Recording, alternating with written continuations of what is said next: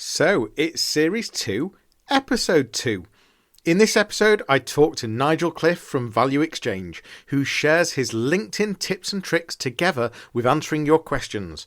Now, more than ever, your potential clients and customers are researching their next supplier or partner online. They're looking for what you offer.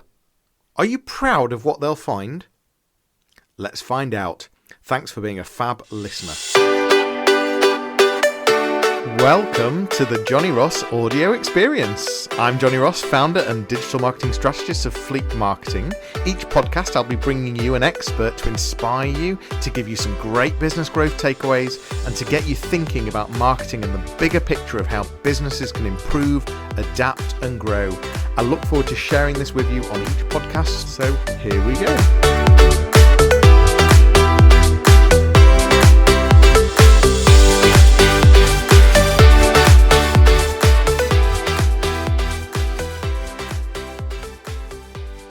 Hi, and welcome to another live Q&A at the Facebook Coronavirus Yorkshire Business Support Group. Today, we'll be talking about LinkedIn. We've got Nigel Cliffe with us. Do you want to say hello? Hi, folks. Good to be here. Thanks for inviting me, Johnny. Absolute pleasure. So we're going to be talking about LinkedIn, how to improve your profile, how to not feel embarrassed about someone having a look at it, all sorts of different things. We really want your questions. If you do have questions, please do ask. We've got a comments box. Please pop the questions in your comments.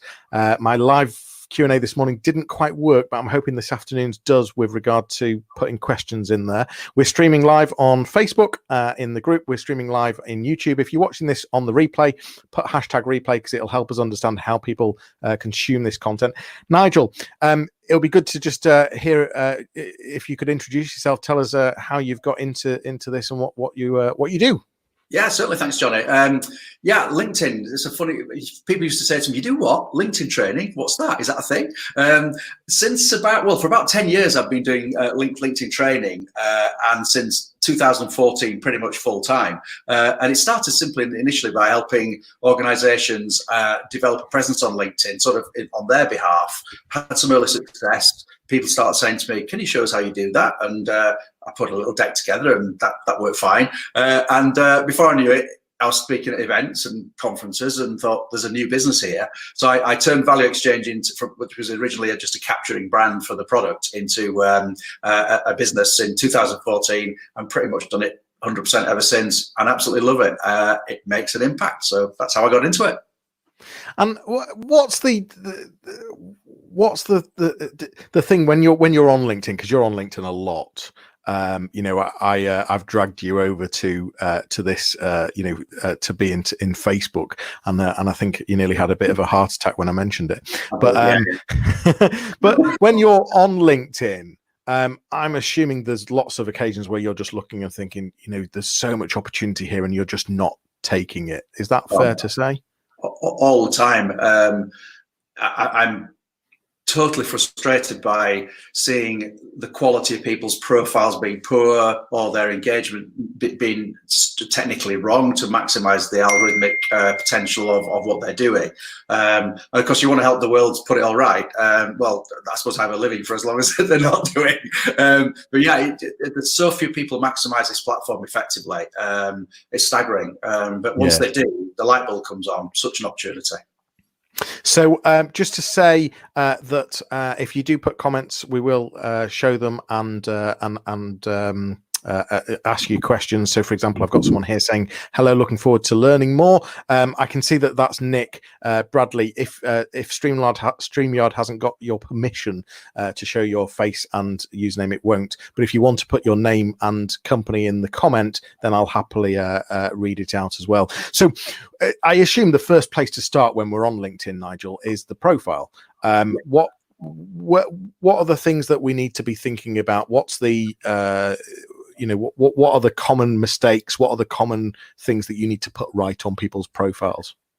Well, commonly people don't think of LinkedIn as the first place that people are likely to go when beginning a relationship with them. So, Johnny, I often ask an audience of people, are you proud of your LinkedIn profile? and about 5% of the hands go up. It's a really low proportion of people who are actually proud of the profile. And I figure, did you get out of bed this morning and not get dressed properly and come here, to an event, not combing your hair, or of course not. So why are you therefore not proud of your LinkedIn profile? Because that is the place that most people will visit now before sending you an email, before developing a relationship, certainly before having a meeting with you. And therefore, I think conversely, 90% of profiles are letting people down at the first hurdle. They're coming to your shop window and you're letting yourself down, badly at that very first interaction. So what a shame that is. Why aren't people absolutely proud of their profile and getting all right? So great profile photo, filling the headspace with the shop, because your engagement on LinkedIn ends up going as a little tiny picture of yourself. So if it's anything but your headshot, you're missing the opportunity for that recognition, smiling at the camera, looking at the lens, none of this moody stuff looking up in the sky. And you want to make that first impression as powerful as you can. So have eye contact with the lens on your profile photo, dress appropriately for the place, and make sure it's doing the job it should. Beyond there, background picture, that's a lot of people don't utilize that effectively. It's free, why not? Quick giveaway. And just quickly on this, because there's so much to learn just on profile alone. The headline, the strapline that goes underneath your name, is such a powerful vehicle to get across to the view of your profile what you do and how you can help them. So letting LinkedIn take that over and just having it default to your company name and your job title is sort of such a lost opportunity to have a strapline to your brand, and in that brand, utilize the keywords that you'd like to be found for, and have that sense of how you can help somebody when they view your profile. 120 characters in that space, so powerful. Many people don't bother with it. So there's a couple of really quick tips. Yeah, and just to show you some other people that are watching. So Tim, I can see comments on my other screen who these people are. Tim Collins is asking how he can improve his Simon on the Streets sleeping post. Well, there we go. I think we've probably just improved it for you. Nikki Taylor's just saying hello. We've got someone else looking forward to hearing from Nigel. Fancy Dress Bash. They're going to be making notes as we go. And Kathy Burns, I believe, is saying hello there, which is lovely to see. Thank you. Nigel, you made a good point there, which was around the background image. So many people don't even use one, do they? It's interesting, actually, Johnny. I've seen a big increase in the use of background images. So even 6 months ago, you could almost look through a whole series of images and 50% of them definitely wouldn't have used one. I'm seeing a rapid increase. I think there is an awareness building of LinkedIn. Possibly in this lockdown, people have more chance to go and look at what's good and what isn't, so that they have more time to do it. So I'm seeing an increase, but still so many people underutilize. They just default to that sort of blue starry kind of graphic that LinkedIn defaults to, which is just a complete waste of an opportunity. The old adage, a picture tells 1,000 words. It's that. So if you can embrace the story of what you do and how you help somebody in that image, then it's a really powerful product, and it's for free. So why wouldn't you? We're going to try and cover lots of different topics today, and we'll just see where we get to. We're going to be talking about things like articles versus posts. We're going to talk about company pages, groups, how best to use LinkedIn, how to connect. So there's lots of different areas we're going to cover. But sticking on the profile for a bit longer, you talked about the headline. You talked about keywords. What makes a good headline? It's, if you've never done a piece of work on yourself to actually identify what the keywords are in your own life or your business related life, then it's a really useful exercise to go through. So I encourage people to take some time out, just put on a piece of paper everything that's important to you, the keywords associated with your business, your skills, just write it down, pen and paper, fine. And from that piece of work where you kind of dumping your thoughts onto a piece of paper, from it will come the keywords that sort of sit back in, at you. And if you imagine putting call me old-fashioned, a piece of tracing paper over the top and highlighting keywords, this is really old-fashioned, but you'll find that certain keywords come through. So for me, it's like LinkedIn, strategy, training, lead generation, those kind of keywords. So I would then make sure that those keywords are put in that headline, and then I try to turn that into a personal statement of, I help my customers to. And if you can get the essence of that across, then that's job done. I think of it, there's another context. People talk about the 15-second elevator pitch. It's in a sales environment. You meet the chairman of the company you want to do business with in the lift, and you've got 15 seconds to explain what you do. Most people start, they don't have a crystal clear statement of who they are and what they do. So it's a bit like your 15-second elevator pitch on LinkedIn. Get it in that title box, and it sets, and also its value is in the search engine optimization value on LinkedIn as well, which are also enriched in your about section, in your experience section, and in your skills. So don't forget that LinkedIn is an engine, a bit like Google in a way, where the more of the keywords and activity you can have around your industry sector, the more the algorithms are going to understand what it is you've got, and number of things happen. The right people are wanting to connect with you because of those skills.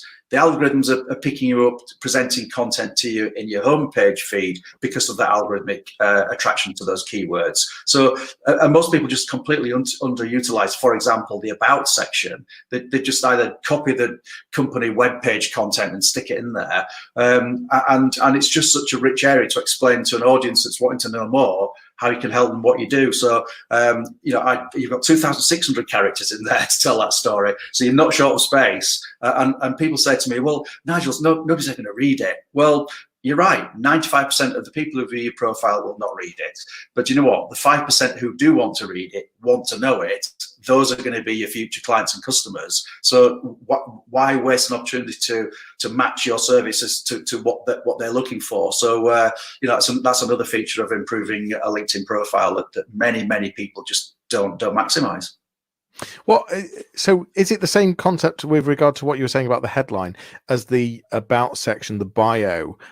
Is it using that similar language? Are there any tips or tricks on how that bio should open, or the type of wording that you're using there, not just from a keyword point of view, but from just the way you speak the language? It should be as conversational as you can make it. I think all channels we recognize now are moving with a bit more personality. So it's not all about business, and you copy and pasting, the homepage of the website into that section is not going to cut it. This is about you and your profile. So it's about writing it in the first person. That it's about you. It's not. You don't write about yourself in the third person on your own profile. Also put your contact information there in there. There's another tip, because if we're not connected with each other on LinkedIn as a first degree connection, we cannot see each other's contact details. So another tip, make sure your contact details are in there for anybody who looks at your profile, who wants to get in touch, because I use this expression, LinkedIn confidence. Not everybody's LinkedIn confident, and therefore, they may not feel appropriate to reach out to you and ask for a connection request. So therefore, let's quick fire that relationship to a phone call, to an email. LinkedIn is there to do a job, to help crystallize an early part of a relationship and build trust in an ongoing relationship. Don't miss the opportunity to get that connectivity right to email into your inbox as soon as you can. I use the expression, get the relationship off LinkedIn as soon as you possibly can. You're not going to create a sale there. You're not going to win a job there. It's a part to play in that customer journey of building your trust and your brand in order to get to the next level, whatever that next level is for you. You've just actually tapped into something that I was just thinking, and I'm guessing a lot of viewers will be thinking the same. That can you actually win business with LinkedIn? What part does it play, and how much how much business can I think a lot of people still think of it as a recruitment platform, still think of it as just loads of spam. Yeah, no, absolutely. Does it win business? You might imagine doing LinkedIn, pretty much, not all, but much of my business comes through my engagement and my activity on LinkedIn. That's not to underplay meeting people at networking events or speaking at conferences. Of course, that all adds to the personal brand and my messaging. But undoubtedly, building the relationships on LinkedIn for all my clients is the crux of the matter. So, I do call this process lead generation. But a little bit of me feels slightly uncomfortable about being categorized in the same way that those automated kind of lead generators are now using the language of creating. This is about lead generation, but in a meaningful, trust-building environment, and it's not automated lead generation, which I hate with a passion. Anybody comes along and says, I can generate you 30 leads and you pay me £500 a month, we'll outsource your LinkedIn process. Really, when it comes down to it, all they're doing is creating noise from a profile that's going out into the digital ether and is having no impact whatsoever. It's got no personality, it's got no relevance, it's got no knowledge, it's got no personality, and I don't believe you can automate that particularly well successfully. There are certain tiny functions perhaps, but honestly, most people, when I ask the question, how many new pieces of business do you need in the next 12 months to make your business really successful? And the answer to that question is rarely more than 10. Honestly, business to relationships, rarely more than 10. And so I asked myself, well, when you get in front of that person and with the right product and the chemistry is good, what's your conversion rate on that opportunity? And they said pretty high. We win a lot of those opportunities. So, okay, let's imagine that I lower the percentage and I take the highest figure of 10. I lower the percentage to 50. You need 20 prospects in your pipeline this year, do you, to make yourself successful? Yeah, I guess if you put it that way, I do. Okay, so why not concentrate using LinkedIn to absolutely have a focused strategy on being attractive with your content to the right people, the right 20 people who are going to make you successful in the next 12 months? Oh, I see what you mean. So that will probably nicely lead us into the question about connections and how many connections should we have? Because if you're focusing with the content to the right audience, that's the way to make yourself attractive to the people who might be a future clients. And trying to be everything to everybody simply isn't going to work these days. In a sense, the more niche you have in terms of your value, the more likely you're going to hit the target you're looking to seek. So it does raise the question of connections, which I know was something we talked about before, wasn't it? And I think we've got mixed strategies on our connection strategy. I use, who should we connect with? And certainly in the past, I think it was more the case that a lot of people would accept pretty much any connection request coming in with the belief that, I'm not going to quote you from what we said earlier, Johnny, but that you never know who somebody knows who knows somebody knows. I think that's rubbish, frankly. The chances of somebody knowing somebody who knows somebody knows somebody and that ending up as a pound in your bank account is so negligibly small. I think it actually deflates, it limits the value of your LinkedIn experience by being connected to people who can add value to your life or you can add value to theirs. And that's a criteria I use when adding somebody to my as a connection. So, thankfully, I have all my connections are built upon people wishing to connect with me. Luckily, I don't have to reach out to ask many people to wish to connect with me. I'm very lucky. But when I get a batch of connection requests come in, I go through them individually, one by one. It's time consuming, it really is. I use that criteria to decide whether I'm going to let them into my network or not, because I feel I'm a product of the people I surround myself with. All my customers, my clients, my friends, my prospects, and that makes me very special. Okay, those people are special to me. That makes me special because I'm kind of a product of all of the people I bounce off and experience. So if I weaken that sense of connectivity with an audience that doesn't really know me and I don't know them, and they're based in all corners of the globe and our relevances are so little to each other, then the net effect of that is it actually weakens the strength of my profile and the experience I have of LinkedIn, which is born of the people I'm connected to. So if I'm connected to a highly valuable, relevant bunch of people, then my whole experience on LinkedIn is so much improved over being connected to everybody's dog, and therefore the experience of all their content flowing into my stream is also weakened by default. And therefore people increasingly say to me, oh, LinkedIn, it's getting like Facebook. We're on Facebook. And that tells me that that person is not particularly strategic about their connection strategy and are pretty much connecting to everybody, and therefore having a weaker experience as a consequence. Does that make sense? It really does, and yeah, we did discuss it before. I mean, I class myself as a bit of a LinkedIn tart, and I do connect with pretty. I use the worst word. I do typically connect with anyone. You're the LinkedIn expert. I'm a broad marketeer. My expertise is search engine optimization, and at the same time, there's not always rights and wrongs, but it's good to hear. In fact, someone said it, and I'll bring it up. I think it's Tim Kitchen. It's you've set some context around it. So he's put useful tips set in context, and the point here is that it's that targeted approach, isn't it? And with regard to those endless connection requests, Wayne Jackson's got a question here. Is there any way of blocking spam, such as those offering me endless leads? I don't know if there is. Is there a? Yeah. Well, it assumes that you've allowed a connection between you in the first place. So you've got a couple of options. If a person that you've connected in the past is basically sending you spam content, delete them. Simple. Yeah, just go into the profile, delete, and end off. And you can block people as well, can't you? You can block an individual. Their content coming into your feed of that specific person.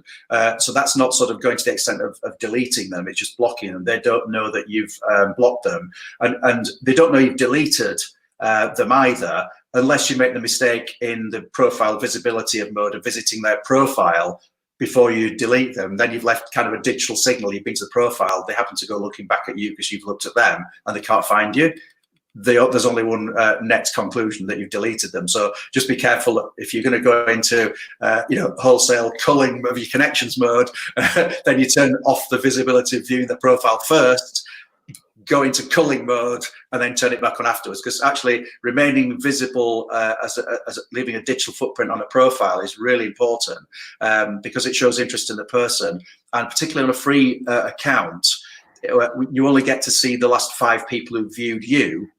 But if you go to anonymous mode in kind of a permanent state, the visibility of the people who view you is turned off for you while you remain in anonymous mode. This is hard to explain in video, but do you get my drift? So if you go anonymous, the people who are viewing you are completely anonymous too. So do turn yourselves back on to being visible when you're viewing a profile, because that way the highly valuable intelligence of people who are viewing you is then still available to you, even on a free account, where you get the last 5 people viewing your profile. Yeah, I mean, so what Wayne's saying here is he's just fed up of getting the requests and he doesn't accept them. He's looking for a blanket way to stop spam requests. I don't think there's a blanket way. You've got to deal with each one individually, haven't you? Yeah. Yes. And you've certainly converted some people here, because Kathy Burns, she's saying that that makes sense. I think I'll go and clear out some contacts. And we've got Simon.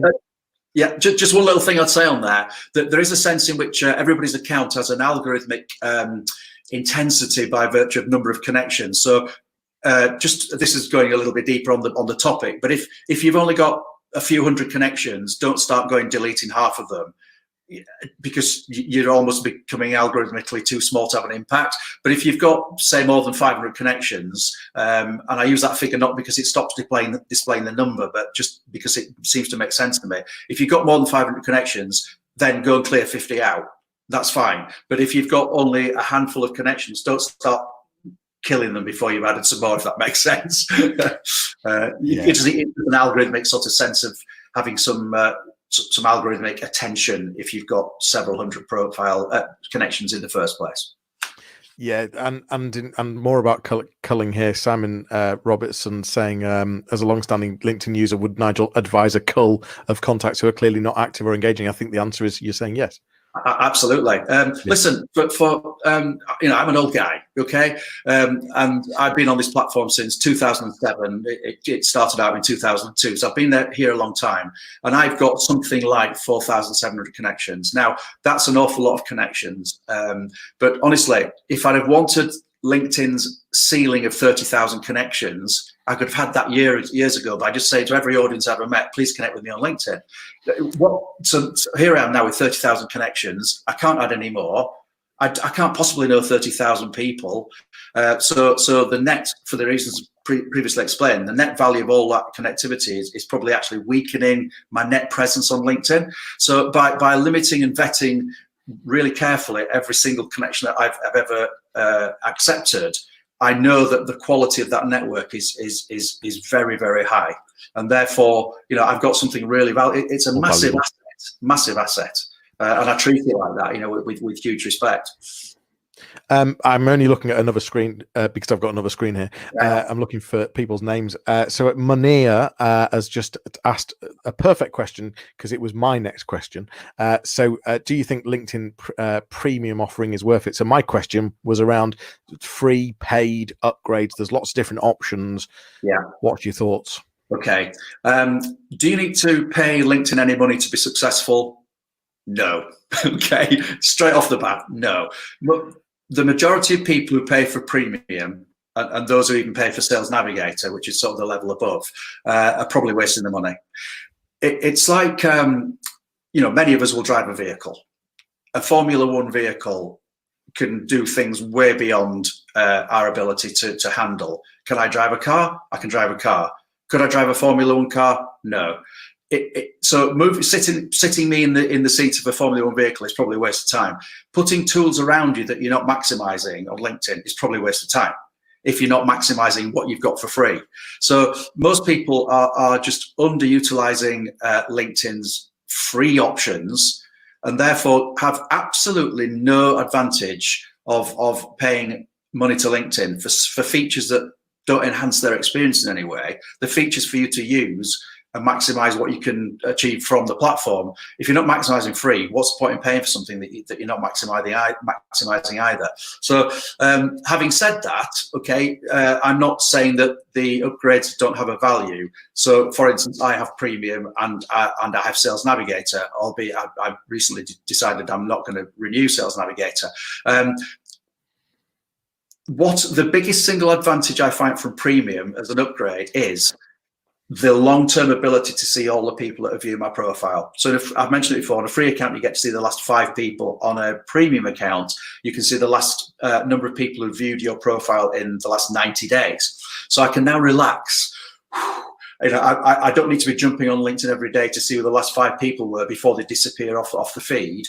So I can be relaxed. I can visit it once a day, a few times a week, and just scroll through the last number of people who viewed my profile. So I think from memory, my last number of views on my profile in the last 90 days today is around 900. So what an opportunity to explore those people who are interested in me. They haven't woke up in the morning and typed Nigel Cliffe into the search bar on LinkedIn, COPS, that's nuts. So there has to be a reason they've looked at me. There's some interest. I've engaged in a conversation that's triggered some interest for them to look. So the most highly valuable piece of intelligence on the LinkedIn platform is that who's viewed you. What links can you make from your knowledge of the person, the company, the people you've met, to see that somebody's looking, now that's either a connection, super, hey, Johnny, I saw you look at my profile this week, how you doing? We haven't spoken for a few weeks, kind of thing. Or for a new visitor to your profile that's categorized in your target market, to use the sort of the marketing expression. So if a person looks at your profile who's an absolute candidate for your business, then what about the opportunity to use that moment to make the connection and look back at that person's profile, and then very gently over a period of time get into a situation where you reach out for a connection request on the basis of some interest in each other. And there's a whole protocol behind that I don't have time to explain. So it's not about jumping onto it. I saw you look at my profile. Can we connect? That's not the way to do it. But there are other ways to tease it. So if somebody looks at your profile, perhaps go and engage with their content, build up the relationship, build up your trust in their, I call it their digital peripheral vision. Be on the verges of the outside of the bar, having a chat with other colleagues, and eventually sort of work your way into being at a point in time when then you can ask for that connection request, and the person's going, yeah, I'll see you around. I'm feeling comfortable with your brand. So being careful and strategic about how, when, and how you develop those relationships with key opportunities is a critical part of LinkedIn. And just diving all over it, just because somebody's looked at your profile, so you look at profile, let's connect. Whoa, back off a little. Just this is a long-term game. I mean, we have short-term wins, but generally speaking, you play the long game on LinkedIn, and it will deliver you huge rewards. Hit it like everything's a selling opportunity, and you'll fail. People just do not like being sold to on LinkedIn. So come off that pedal completely. This is social, not selling, isn't it? Yeah, absolutely. Yeah. So your key point here with regard to free versus paid is, maximize free before you even consider paid. But one of the big advantages of paid is being able to look at who's looked at your profile, and there's some benefit in that. So we've got a couple of questions which again, people must have known exactly what we were going to be talking about and the order we were going to be talking about it in, because it does come on to company pages. So we've got Kate Elizabeth Thompson asking, is there an effective way of getting people to follow your business page? We're both of us are sort of slightly smiling at that. And then we've got another question here from Joe Krebin, which is the value in having a company page, and if there is, what is the best way to use it? So brings us nicely onto company pages. Talk to us about company pages. Okay, right.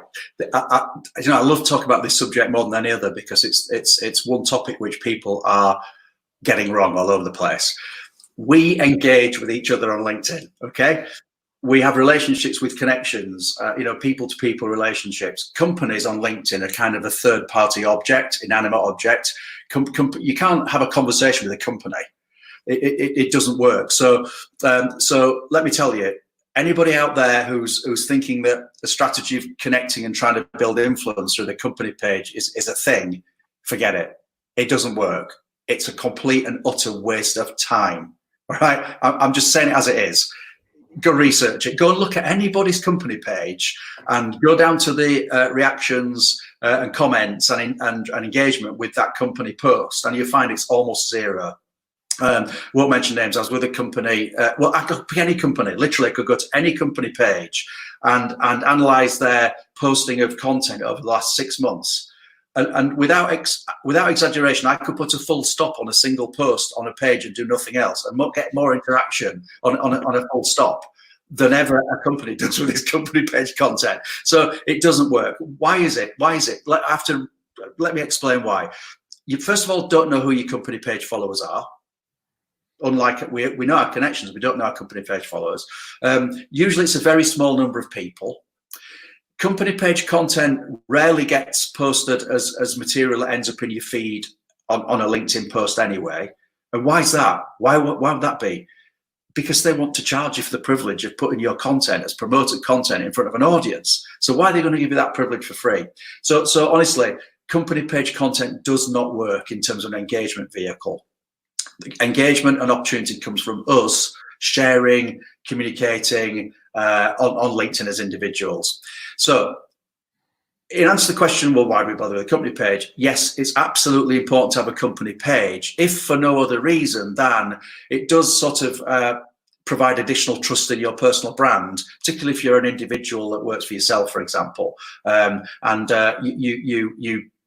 Like me, for example, I work for myself. I don't employ anybody, but I've got a company page because it legitimizes me against a company with a logo. So on the profile page, or right at the top of your personal brand, instead of having that little grey box that appears like you're sort of homeless on LinkedIn, it brings through the logo from the company. So for that reason alone, it's a really good idea to have a company page and fill out the website details, what the company does, blah, blah, blah, the few fields that the company page affords. And if I was being really sort of, if I'm advising you correctly, post something once a month on your company page, just so it doesn't look like it's gone to sleep, okay?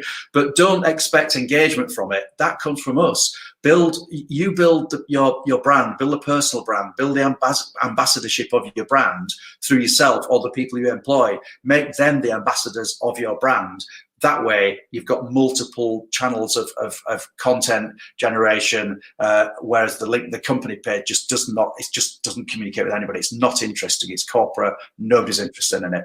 Sorry if that's a bit of a letdown for some people out there, but I talked to some, very large companies about this who employ me to go and talk strategy. And in fact, I'm having the third session of 3 sessions with a client in London tomorrow afternoon, the marketing department of a big organization, exactly on this point, where when I pointed out to them how it was going wrong, oh my goodness, you're right. And we looked at the stats, I wasn't making this up. They can go and see their own stats. So they got it. Now they're building the ambassadorship of making sure that all the people who represent their brand, which are hundreds of people, are done better than they presently are. And the impact on their brand around LinkedIn and elsewhere, I can't tell you. It'll be immeasurably different when they go around it that way than the way they have been doing in the past. Yeah, and you made another point there, which was around if you've got teams of people. One of the things that often business owners don't consider, or sales directors or marketing directors, is actually this team of people they've got could be doing so much more than the company page is doing.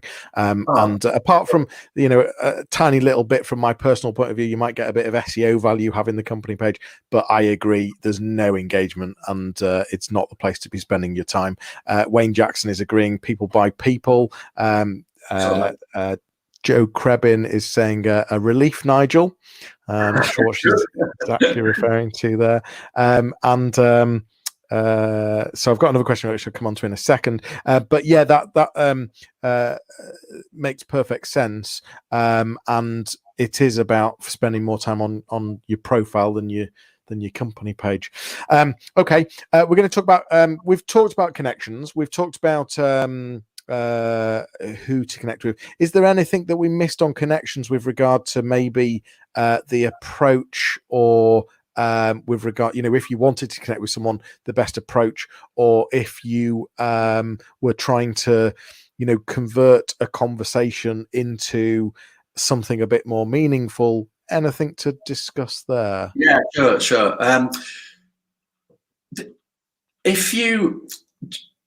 When I receive connection requests, the ones that stand out to me are the ones that have been personalized. The people that have taken the trouble to say, hey, Nigel, I saw a recent post and valued that and thought it'd be nice to connect with you. Kind regards, Sarah.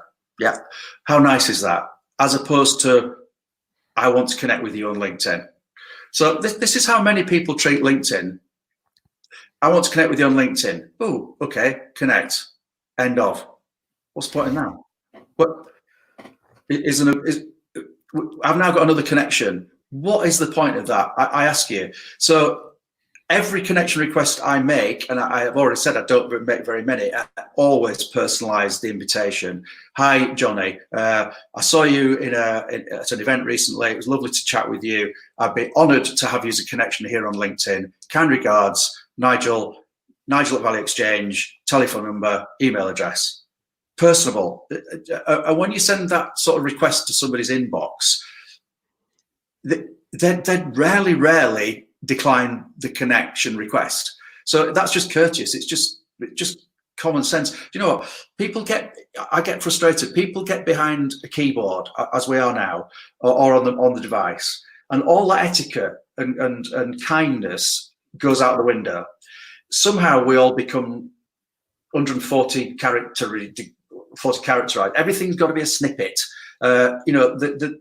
Just the human interaction that we have if we met in person goes out the window. And I figure if you go make a little bit of effort to add some of that back into a digital early relationship, you stand out a million miles from everybody else who doesn't bother. This particular case, if your experience is delivered mostly from a mobile phone or iPad, you're on the app version, then you've kind of got to go around the corner to get to being able to put an invite in, because when you hit connect, it's gone. Whereas when you do that on the desktop, it pops up, would you like to send a message to this person? Yes, I would. And then you put your message in that box. So if you're being strategic about LinkedIn as a vehicle for business development, to grow your business, your personal brand, whatever your objectives are, I urge you to spend more time on the desktop, because it's just a better experience than on the app. But the app is particularly bad in the respect of, you see somebody you'd like to connect with, you click connect, you think, oh, well, that's all gone. You have to go around the circles to personalize a message, which of course on your mobile takes time, takes patience, and people don't do it. So, and also this connection space, even if somebody doesn't send an invitation personally, do you know what? I still send them a message back. So I say, hey, Johnny, thank you for requesting a connection. I'm delighted to accept. And then I've got a variety of template answers to, I was wondering how I might be able to help you. Listen, it'd be nice to share content on LinkedIn. Look forward to seeing you around. Just some nice, gentle language about, hey, I'm happy to have you as a new friend. Kind regards, Nigel. And I've got various templates of that. So if depending on the nature of the relationship, that will tempt a person into wanting to take it further. I may sometimes go, I'm really curious what a fantastic profile you've got. We've got a lot of common connections. I wonder what it was that made you wish to connect with me. I'd love to explore that if you've got a minute. Do you fancy virtual coffee? I mean, virtual coffees are now a thing, but I was using that expression like 5 years ago. Virtual coffee. Well, it's like you can sit in PJs, right, building relationships with people, and have multiple virtual coffees over Zoom, as I've been doing for years, without the need to get in your car, go to Starbucks, spend 20 quid, car parking fees. It's like half a day to go and have a 10-minute meeting with somebody, and in 10 minutes you know whether the chemistry is right or wrong. Whereas you can do that multiple times in a day on LinkedIn if you choose, and have those virtual coffees. And you both know when the opportunity is right. You both say, listen, this has been fantastic. Let's have a real coffee. Let's meet. Now when you meet, you're not verifying the value of that meeting anymore. Now you get into the meat and the gravy of having a meeting. Do you see where I'm coming from? So it's been patient and respectful about that connection request, which is why I reject half of the connection requests that I get made of me, because I want to nurture the ones that I receive versus have no relationship with any of them, because I haven't got the time. So that's why I'm really selective. And honestly, Johnny, I've literally, many occasions, somebody's viewed my profile in the morning. I've reached out to them thinking there's an opportunity here, and I've sent an invoice in the same day. Right? You talk about winning business on LinkedIn. I run a workshop, so it's usually for a workshop sale. But Nigel, I'm not sure I'm getting most out of LinkedIn. You seem like a guy who can help me. Can we connect? Yeah, sure. Hey, do you want a 5-minute conversation just to give me a few tips on LinkedIn? I can sure as hell help you in the next 15 minutes. Oh, would you do that for me? Yeah, of course I would. On the phone, they go, wow, this has been incredible. What more can you do for me? Well, did you know I run a LinkedIn workshop? Yeah. Do you want to book on that? Yes. Invoice. Boom. Nice. Nice. Why would you want to do that if you could? Honestly, so it works. It absolutely works. You can absolutely win business on LinkedIn. So just to remind you all, if you do want to ask questions, please do. We're here for probably another 15-20 minute tops. We'll see how time goes. But if you've got questions, please do ask. If you're watching on replay, let us know by putting #replay in. And if this is helping, please like and comment, and tell your friends to join the group. Facebook Coronavirus Yorkshire Business Support Group. We've got Nigel Bradley's just asking a question. I think you've already answered it, but we'll just reiterate that. I think there are different strategies and people have different ways of doing things. He's asking about automation, so he's asking, are there any automation tools that you can recommend, I guess, but you're well against automation. Yeah, I really am. Not to go over the same point again, but do you know what? You can't automate relationships. Yeah. A genuine relationship cannot be automated. I mean, can we not all see it coming? You get a standard kind of formatted letter where your name's been inserted on LinkedIn, and you just know you're one of a number.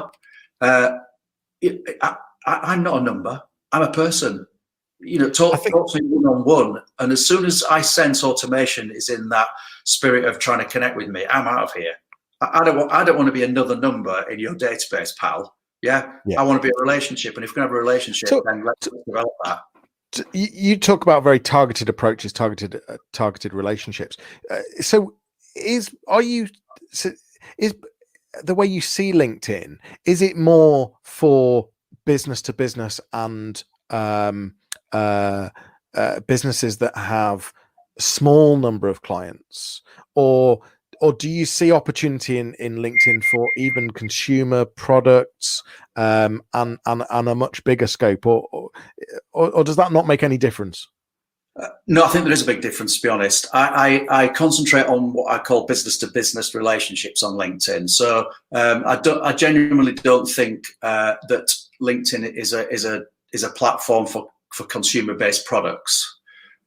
However, as with everything in life, there are always exceptions. There are some people who sell shoes very successfully on LinkedIn. There are some people who sell flowers very successfully on LinkedIn. And I think that's because they've got a personality. They developed a relationship with an audience, and they attract the sales through that personality.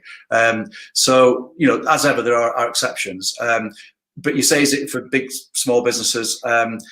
Let me tell you that some of the most complex organizations in the world are having to reconsider, in the light of social technologies, how their engagement works.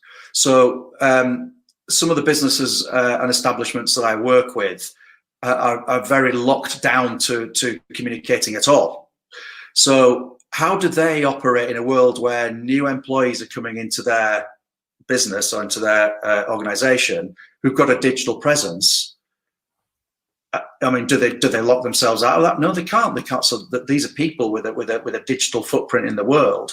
So there's a new challenge coming around in some areas of our lives where you can no longer avoid the fact that a personal brand matters. Whether you're on the front line of a selling role or you're in a supportive role as an engineer or a backup, everybody's got a part to play in the ambassadorship of that brand. And therefore, whether you're a one-man band, 10, 20, 100,000, 10,000, the same issues matter. And I don't think in this regard, size matters at all. The better you can make the ambassadors of your brand at this engagement of what's on offer, the more successful you'll be. That you've just got most businesses have got an untapped resource to actually make the people better on LinkedIn, to tell the stories that benefit them, not just on the front line, not just the salespeople, but there's more authenticism through an engineer telling a story about how you resolved a client's problem, from the heart, from the knowledge, the trust in that depth, than ever the salesman, I use that word loosely, telling you all of the pros and cons of this object or this service. So everybody can have a part to play in this, and I wish I could wave a magic wand across all businesses to understand the power of this. Those who do are firing on all cylinders. They've just recognised the opportunity, and their LinkedIn presence is directly attributable to increases in website traffic, increases in conversions and opportunities, no doubt whatsoever. There's a meaty topic I want to get into before we finish, which is around articles versus posts. So articles are where you can do some kind of blog on LinkedIn. Post is where you go onto the homepage of LinkedIn and you can put some kind of status. And also, whilst we're debating about articles and posts and understanding the differences and the pros and cons, I want to get into the content. What makes good content? What makes a good post? What makes a good article? We've got Rue Goodman asking a question: how often should you post on your personal page? And is it better not to talk about business matters all the time, but show personality and engage with people that way? So it's around the content, the perhaps how often, how to use posts, how to use articles. So there's quite a few questions there. Can you talk us through the content side of LinkedIn? Really good questions. Thanks everybody for asking those. Do you know what? There are two rules. There are two things to get right on LinkedIn. Number one is have a great profile. Number two is, guess what? engage. Okay, and that engagement comes through that, technically a post or an article at that content distribution level. So here's the difference between a post and an article. Posts get you engagement on LinkedIn. So they're the short form blogs, they're snippets of content, either through video, through text only, through image, or through document. And those are extremely good at getting you the traction through posts. That's where the engagement comes. That's where you get the likes and more valuably, the comments. So the secret to success in terms of a content strategy is produce information which is relevant to the audience you're trying to attract. Be conversational, be giving in terms of value, share what you know. When I'm talking at a deeper level about this in terms of what should form a content strategy, the easiest place to start is tell people what you know. And I use the example, if I illustrate this for a second, if I'm doing a workshop on LinkedIn, I go around the room in the early few minutes and say, look, I'm pleased to be here. What is it you want to know today? Right, go around the room. Just give me one thing each, and I'll write it on a flip chart, sort of alongside.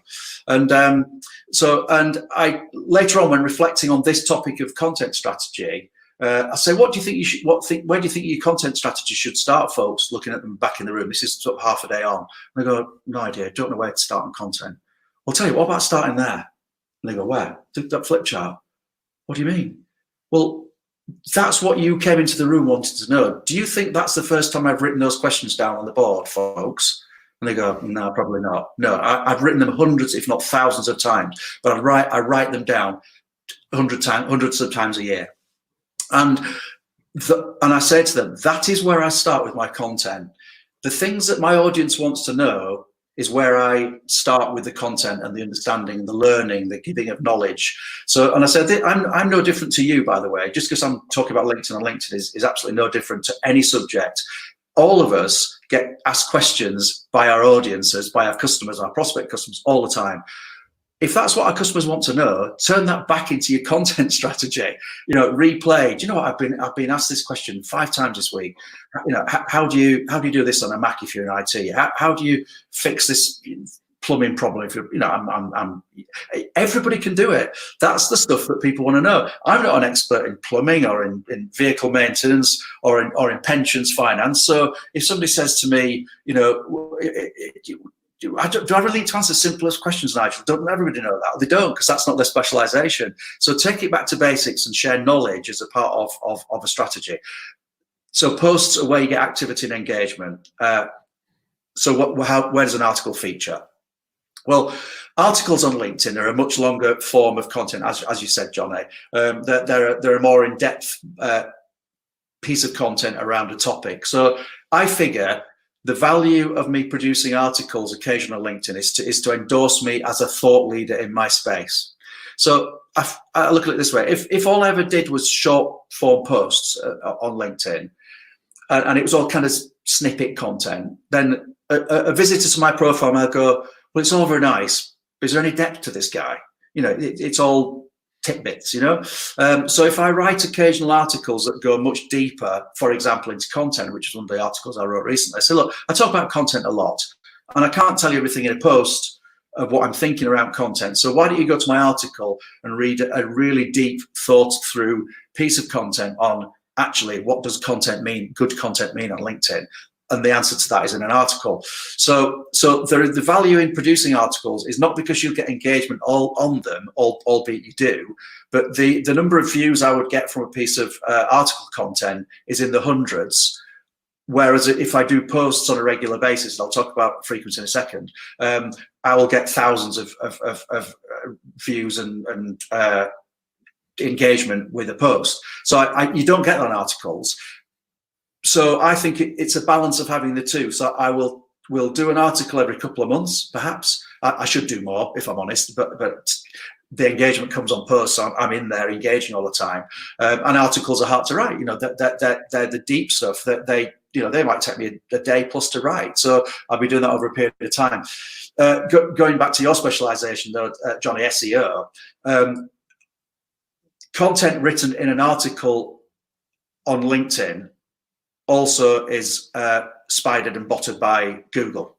So there's a double benefit to writing articles in this context, in that content actually finds its way searchable by Google. So you're getting double the bang for your buck. And if you've got a business, you're probably also going to put that content as a long form blog on your website. So you've got 3 ways to play at it: put it on your website, put it as an article. Google's referencing both. Win-win. And it serves to prove to show you as a thought leader in your space. So really, that's a sort of an overview of post versus article and why one over the other. It's just a thing. Articles just do not get engagement in the way that LinkedIn amplifies them, whereas posts do.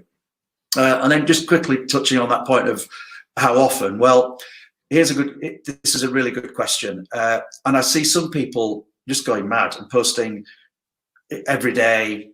Some people post, would you believe, dozens of times a day. Like, what's the point in that? All you can possibly be doing is shoving noise into the universe, right? That has no value to anybody other than corrupting the airwaves with probably, non-valuable content. I was tempted to use a different word there. Far better to produce some good content 2-3 times a week that's got value, that you've thought about, that's crafted well, that is going to add value to the audience that's reading it, than just bombard them with constant content. And the other reason, and this is a critical reason, if I have in my world, I'm not a superstar, I'm not a celebrity. If I get a couple of thousand views of a video piece of content that I produce around the question of posts versus articles, which I did a few weeks ago, and I get a few thousand views of that video, the engagement that goes on inside that particular post is where the nuggets of gold are. The people asking questions. Nigel, I didn't realize this. Can I just ask you about that? What about this? I have a different opinion. Could I share that? The value of that engagement is huge. And if I'm going to have 100 comments inside a piece of content which has got a couple of thousand views, that takes time. But that's where the value of my personal brand is ever giving me back benefits, because the discussions that go on in that place allow me to differentiate myself as somebody who really knows my business in that commentary. So if I'm pushing out 3-4 pieces of content every day, I can't possibly follow the debate and the constructive discussions that are going on inside that content. So I need to give myself the time. If I publish what I think is a worthwhile piece of content, I need to give myself a few days to mop up on all the time it's going to take me to engage with my own article or my own post. So I'd rather do one piece of good content a week and have all the value from it than just bombard people constantly with so much rubbish that my net effect in their life is zero. So it's about quality, not quantity, totally. And just covering Rue's question around always talking about the business or adding personality. Any thoughts on whether you should be bringing out some personality as well? It's I think there's a noticeable change happening that I've seen, particularly over the last 12, 18 months. It's very much a case of bringing in personality. It's not about business, facts, figures. Let me bore you with all the stuff I know. It's one of the strongest things you can do on LinkedIn and in marketing in all social media is storify that content. Give it context. A funny thing happened to me today. It wouldn't be like that. But if you put yourself in that story or a situation in a story, it's got so much more attractiveness than if you just tell it as a fact or a piece of intelligence. So that brings in it the sense to add your own personality. I don't do it too often, but occasionally I will post something completely off beam. I did one a few weeks ago at the early part of this lockdown that we're in, saying because the gov.uk published some stats about people's moods, happiness, stress, and I thought I reflected on there was like 6 elements to this, and I reflected on this myself and thought, well, how am I feeling in relation to what you got Dove is telling me in terms of all these stats? And so I did a post based on, I clicked the stat and I put that in as an image. And then I sort of said, okay, well, here's my view of all, my stress, my happiness, blah, blah, blah. And it was not an altogether uplifting response, because my moods have been up and down in this period, just like anybody else's. So yeah. I felt it was appropriate to share that. Listen, and whose lives are perfect? I think we're way beyond that. So actually to have a degree of vulnerability, on LinkedIn as a personality, I think is endearing to an audience. It's good having the perfect human being. We're probably not going to be that attractive. So yes, personalities in there, fine, but LinkedIn isn't Facebook. Yeah, yes. I think what you're saying is it's good having a mix between articles and posts, and also between the types of content, etc. We're going to wrap this up very shortly, so we're just looking for a couple of very quick answers on this one. Sure. So does Nigel feel that we can overdo content post? I'm thinking about those who continually post about their business and add nothing to the wider conversation. In fact, we've just answered that question. That was Simon Robertson. Thanks for asking that question. I call that selling, Johnny. Selling. If all you do is about your business, that's selling. That ain't going to work. Yeah. And finally, Joe Krebin, do you need to slightly differentiate between the article on LinkedIn versus the article on your blog for Google? I could answer that question. All I'd say from an SEO point of view, to avoid a duplicate content issue, just whichever one you post on first is the primary one. On the secondary one, just put a comment at the very bottom, which, or not a comment, but part of the text at the very bottom, which says originally posted on, and linked to the primary article, and that solves the duplicate content issue. With regard to do you write in a slightly different way, I guess that's about audience. So if you've got a different audience on your website to a different audience on LinkedIn, but Nigel, I'm sure would have said that. I think we've covered pretty much everything. I mean, it's been a fascinating conversation. We could go on for a long time. We've got another final question there. This is the best presentation on LinkedIn I've heard. It makes so much sense. Thank you. That's Kathy Burns. That's really delightful to hear. But I'm conscious that if we went on too much longer, we'd lose people. So I don't want to do that. And it's brilliant that we've done so much. Nigel, if we wanted to find you online, or if you've got anything to promote. So first of all, have you got anything that you're wanting to promote? I know you're doing some webinars. Is there anything that you're wanting to promote, and where would we find you? Well, quite simply at linkedintraining.co.uk is where you need to go. That's that simple. You search me on LinkedIn, Nigel Cliffe, CLIFFE. You'll fall over me there as well. I do LinkedIn training for corporate bodies, individuals. My normal life is traveling quite a bit around the UK and beyond. Of course, in these times, that's completely curtailed. So like everybody else, I'm rethinking how I do some of that. But I'm hoping that at some point we return to some form of normality where I get back to sort of serving customers, usually in their premises. But I want to help everybody. I run a regular course in Leeds every month for anybody who wishes to attend, as I call it, my LinkedIn boot camp, and I've run that for 5 years and had over 1,200 people on that course. So if you really want to get to grips with understanding how LinkedIn can really make a difference for you, day's course, really, really valuable. Lots of people have been on it. Fantastic referrals off the back of that. So, and listen, if you've taken the time to look at the session with Johnny, and you've been here an hour, don't waste it. Go and make LinkedIn really shine for you. Honestly, most people completely underutilize it as a tool.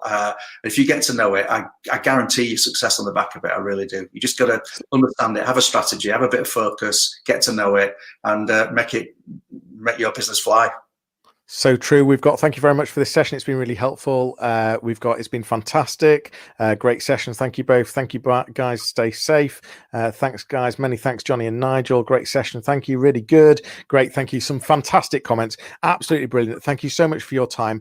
Just to say to everyone that's watching, thank you for your time. I hope it's been helpful. What we want to know as the Coronavirus Yorkshire Business Support Group is, who else would you like us to be interviewing? What would you like to be asking? What topics would you like covering?